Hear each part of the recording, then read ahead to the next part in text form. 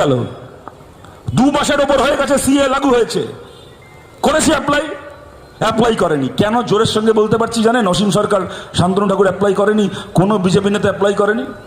তার কারণ হচ্ছে আজ থেকে 1 সপ্তাহ আগে আমাদের বাংলারই এক মানুষ, তার নাম খুব সম্ভবত বিশ্বজিৎ কিছু একটা, সেই বিশ্বজিৎ বাবু আরটিআই করেছিলেন কেন্দ্রের সরকারের কাছে যে সিএ লাগু হওয়ার পরে এই যে মোটামুটি 2 মাস কাটলো, 2 মাসে কতজন সিএতে ভারতের নাগরিকত্ব পাওয়ার জন্য অ্যাপ্লাই করেছে, কেন্দ্রের সরকার থেকে কি উত্তর দিয়েছে জানেন? 2 মাসে সিএতে একটা অ্যাপ্লিকেশন জমা পড়েনি, একটা নয়।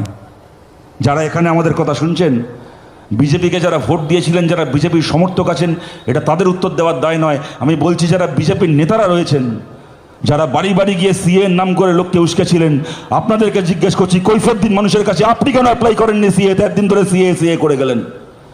ওরা করেননি, তার